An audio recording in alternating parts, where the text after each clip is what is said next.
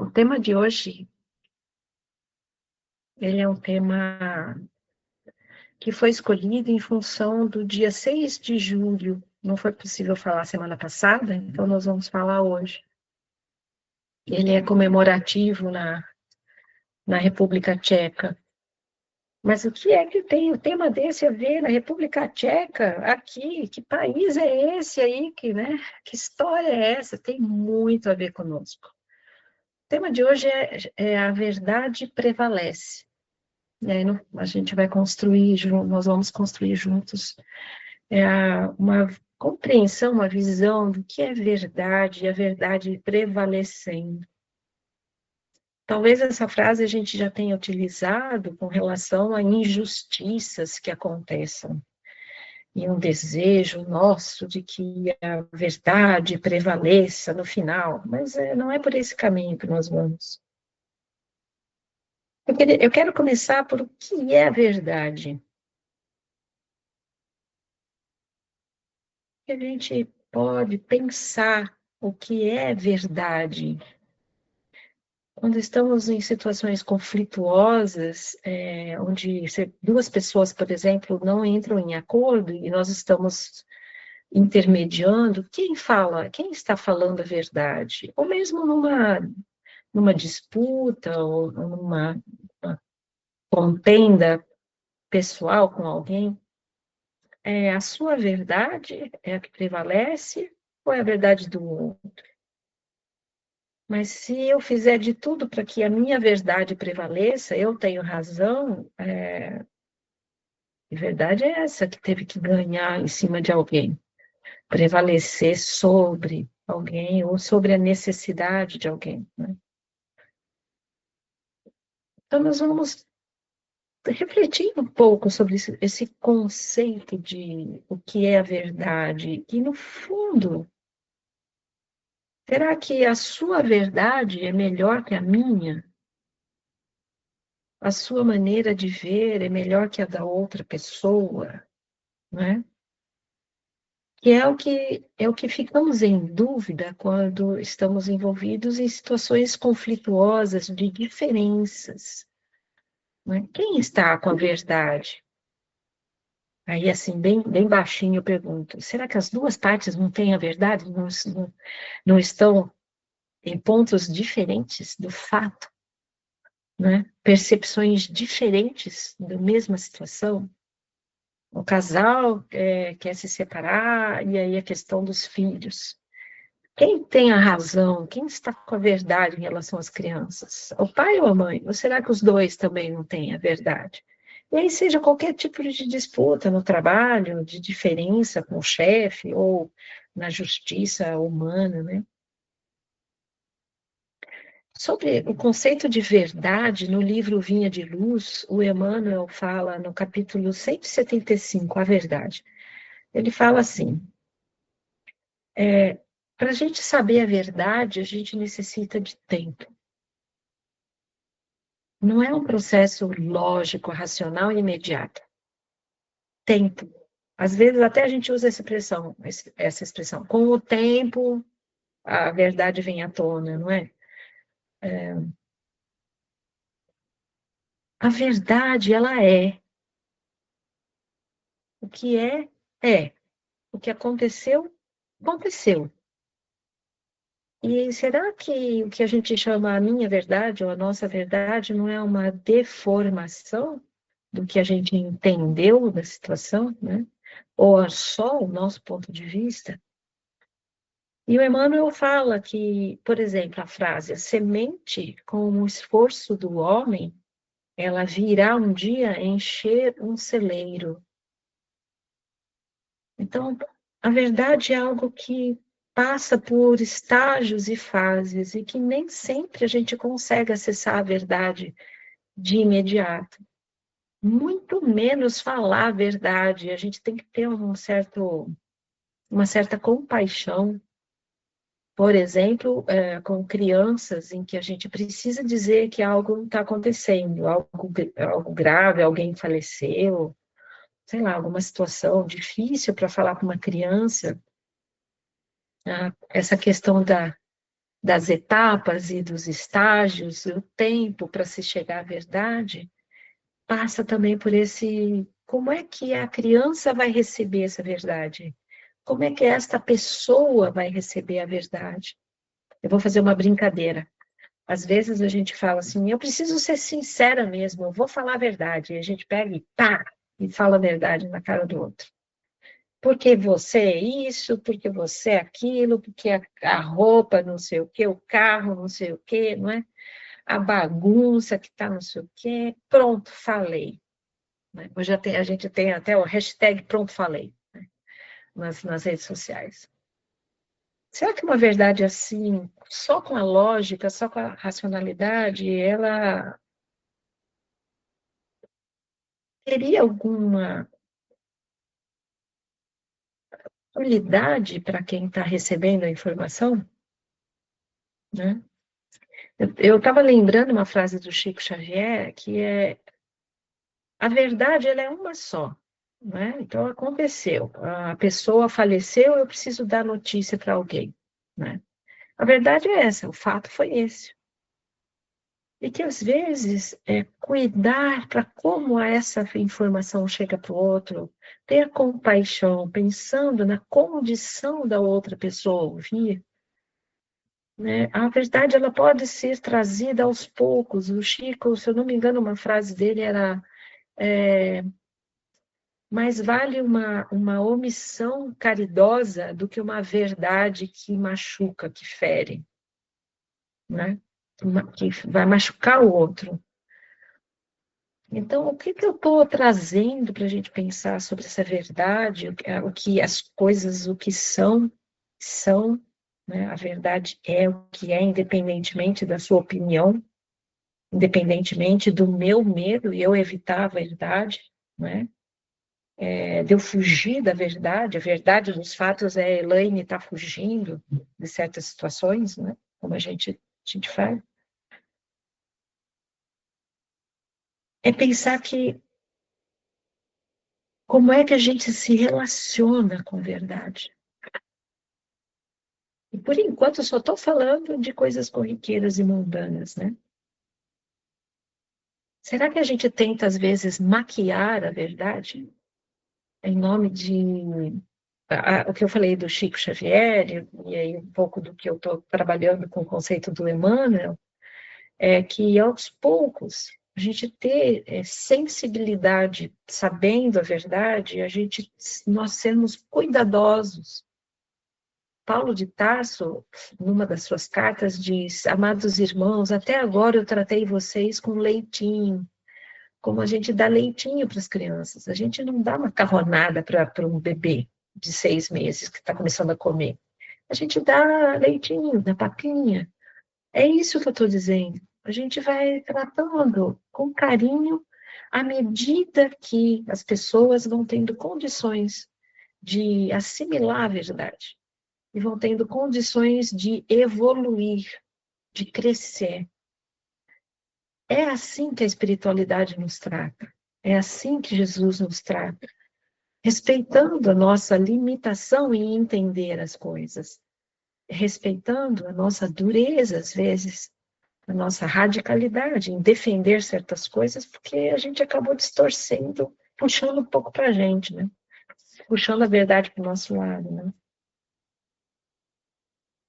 Então, a verdade na dose de entendimento das pessoas.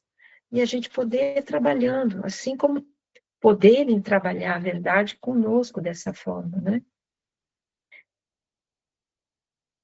A verdade, como eu disse, ela é uma só, ela é totalmente independente das nossas dificuldades, dos nossos disfarces, do nosso medo e evitação de encarar os fatos. Existe, né? Eu estou com um problema sério na família, né? E a gente precisa encarar essa verdade, né? Então, como é que a gente lida isso sendo pessoas que buscam nos ensinamentos de Jesus, né? Sermos melhores, evoluirmos, né?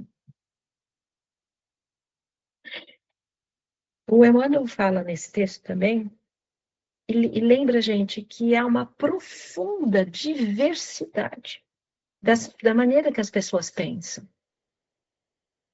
É quase que como cada pessoa tem uma maneira de pensar e de entender o mundo própria, basicamente é própria.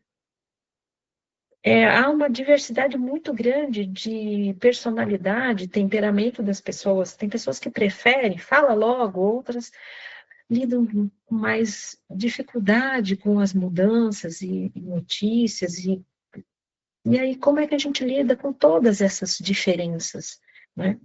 Aspirações e propósitos? E como é que a gente acaba se posicionando, né, com relação à verdade? Eu vou contar uma historinha. Por que que o dia 6 de julho é importante na República Tcheca? Dia 4 de julho é importante na França, é importante nos Estados Unidos, 6 de julho na República Tcheca, e a gente vai pensar um pouquinho, trazer um pouquinho da contribuição de uma pessoa que nasceu no século XIV. Nasceu numa casa muito humilde, muito pobre, ali na República Tcheca, vindo para a Eslováquia, vindo para Viena, descendo para Viena, para a Eslováquia, uma vila muito pobre. E uma família de 10 pessoas que viviam num cômodo só e uma cozinha. Muito cedo, esse menino decidiu ser padre.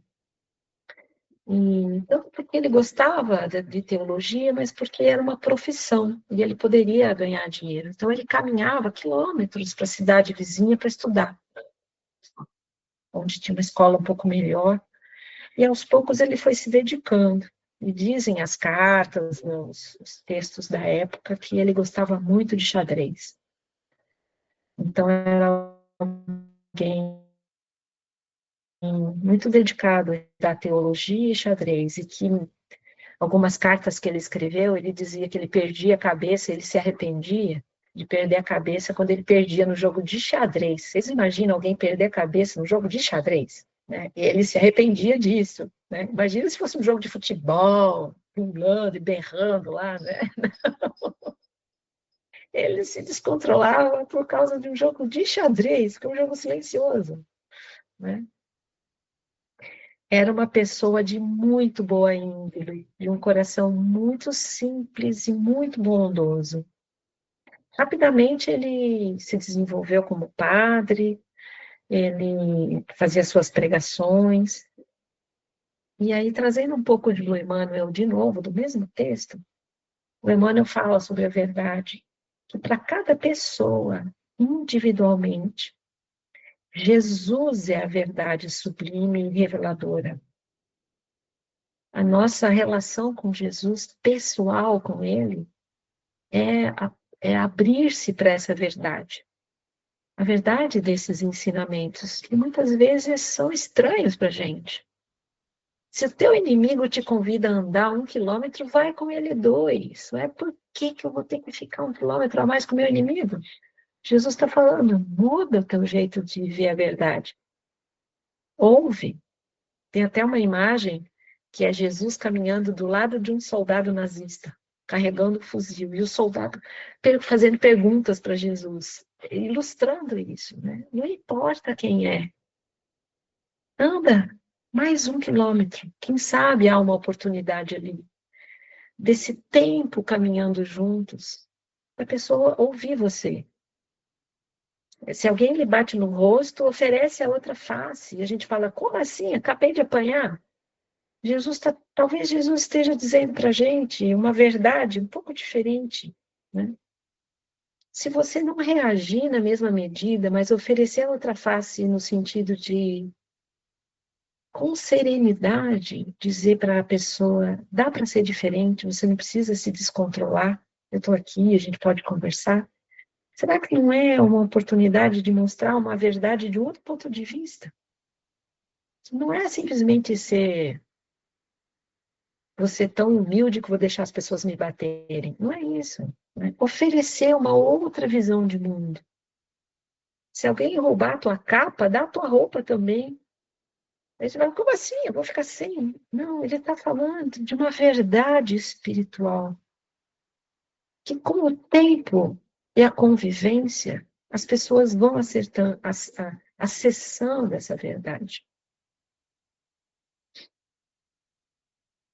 Que verdade é essa reveladora que Jesus trouxe?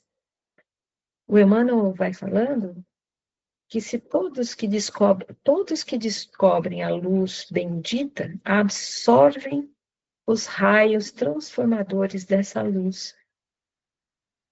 Todos os que absorvem a luz de Jesus vão absorvendo. E nós vamos mudando internamente. Começamos a ver a vida e os outros sob um outro ponto de vista. Alguém caminhou com a gente 1 quilômetro a mais. Uma outra pessoa reagiu com serenidade à nossa explosão. E é assim o processo. Com o tempo, cada um de nós, acessar essa verdade. Um ajudando o outro, um caminhando com o outro. Por isso a prece do início falando de nós juntos. E aí, voltando à história do nosso querido Jan Hus. O Jan Hus, na República Tcheca, aí no século XV, ele se tornou professor de filosofia na Universidade de Praga, a Universidade Carolina. Ele apoiou a criação da universidade e foi muito apoiado por Venceslau IV, chamado de o príncipe justo, o príncipe santo. Então, ali uma parceria de Venceslau, que criou a Universidade de Praga, e Jan Hus se tornou professor de filosofia e, em poucos anos, reitor da Universidade de Praga. O nosso querido Jan Hus absorveu a luz. Os raios transformadores da verdade mudaram o coração dele. Alguém que tinha uma boa índole e era bondoso. No final, posso citar um livro que a gente pode ler sobre ele, um livro psicografado, né? E ele buscou padrões mais altos. Então, nesse propósito de professor, de formador de outras pessoas e de reitor da Universidade de Praga, ele também empregava na igreja. E, aos poucos, ele começou a dizer, espera aí, a verdade precisa chegar às pessoas, então eu vou começar a fazer a missa em tcheco, porque em latim as pessoas não entendem. E ele começou a fazer as suas preleções na Capela Belém, que está lá no centro antigo de Praga, até hoje tem lá, uma parte antiga dela ainda está lá, ela foi reformada depois da guerra, né? E ele começou, então, a trazer essas informações de que o acesso a Jesus era individual, que não era necessário os padres terem que permitir ou vender indulgências para apagar os pecados, né? Que a salvação era uma escolha individual. A trabalhar os ensinamentos de Jesus, a vida eterna, é o amor que rege a vida, e não o dogma e a regra. E ele começou a falar de uma vida em cooperação. A Capela Belém tem esse nome, se eu não me engano, porque ali era, inclusive, nós tivemos o ano passado lá, né? Era uma região, inclusive, de encontro de pessoas. As pessoas se reuniam naquele local. Era uma vida de comunidade nessa capela que ele voltou a acionar durante vários anos, sendo o padre daquela capela, né? Ele defendia o acesso do povo à missa, organizou o idioma tcheco, transformou num idioma com regras, né? Na hora de dividir o pão, a Santa Ceia, ele deu acesso às pessoas ao cálice, eram só os padres que tomavam, né, o vinho ali, o vinho simbólico no cálice, ele entregou isso para as pessoas, falando que todos tinham acesso a esse partilhar a ceia, né, com Jesus. Escreveu vários livros e cartas orientando as pessoas, e aí é aí que aparece que ele se descontrolava no xadrez, né, uma dessas cartas, né. Ele viveu intensamente aquilo que ele ensinava e o que ele pregava. Ele viveu o máximo possível a verdade. Uma vida simples e comunitária. Só que isso incomodou. Isso começou a incomodar. nos últimos anos da sua vida, os padres que gostavam de vender indulgências começaram a se incomodar quando ele dizia: a verdade é que não se deve pagar, não precisa. E aí começou a haver uma comoção daqueles que tentaram aprisionar a verdade, criando esses dogmas. Então, para resumir a história, ele foi um defensor da verdade e da fé honesta e da integridade, de que sejamos pessoas de caráter, né? Não precisa esconder, disfarçar essa verdade. Ele foi preso, foi chamado à cidade de Constança para participar de um concílio. Na época havia 3 papas. Foi um concílio que durou 4 anos. Durante a peregrinação dele a Constança, ele foi preso. Ele ficou 2 anos esperando ser julgado por um crime que era levar as pessoas a terem acesso à verdade, aos ensinamentos de Jesus. Ficou muito doente no último ano. E aí, não sei se vocês sabem, ele acabou sendo condenado por heresia de uma forma muito humilhante, né? Colocaram um cone de chapéu nele com escrito herege e ele foi queimado na fogueira em 1415, no dia 6 de julho. Ele defendeu a verdade até o final, ele teve coragem para isso. E dizem os textos que ele foi acolhido imediatamente, ele não sentiu nada, foi acolhido, recebido, aquele homem simples, de boa índole, e que levou os ensinamentos de Jesus no seu coração, porque absorveu os raios da luz de Jesus e distribuiu isso para as pessoas. Só que a minha história não acaba aqui. 400 anos depois, no livro A Caminho da Luz, está escrito lá, eu tentei achar o trecho para falar certinho para vocês, eu não consegui, não deu tempo de eu achar. Jesus chama o doce Ian Rus para lhe dar uma nova tarefa.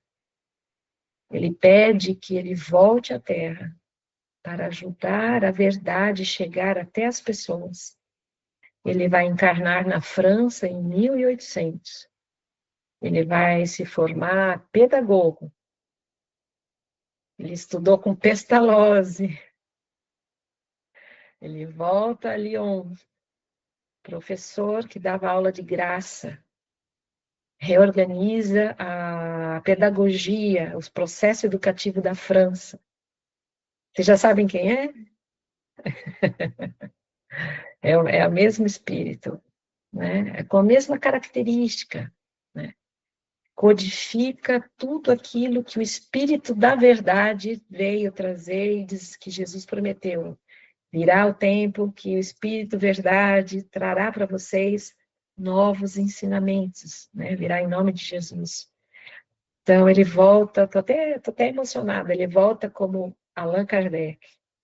Em 3 de outubro de 1804, Leon Rus nasce como Denisard Rivail, e depois adota o nome de Allan Kardec. Para finalizar, Emmanuel, no mesmo texto, fala: é necessário esperar pela passagem das horas. A semente, com o esforço do homem, provê o celeiro, enche o celeiro. Então, da gente ter esse espírito de acessar a verdade sobre nós mesmos, demora tempo, mas é necessário. O nosso celeiro emocional, espiritual, ficará cheio sempre que a gente tiver coragem e uma fé honesta de acessar a verdade sobre nós mesmos, de andarmos mais uma milha com quem não gosta da gente, de fazer um esforço extra para estar do lado de alguém que perde o controle. Deixarmos essa luz da verdade iluminar o nosso coração, assim como o doce Anrus deixou o Mestre Jesus guiá-lo nessa busca da verdade. E depois o Espírito Verdade guiá-lo como Allan Kardec. Tá bem? Podemos encerrar por hoje, então? A frase "a verdade prevalece" foi a frase que Anrus disse um pouco antes de de ser executado lá em Constança, e ela está escrita no memorial dele, lá no centro velho da cidade de Praga, tem uma estátua dele lá, está escrito lá, a verdade prevalece. Porque a verdade é luz.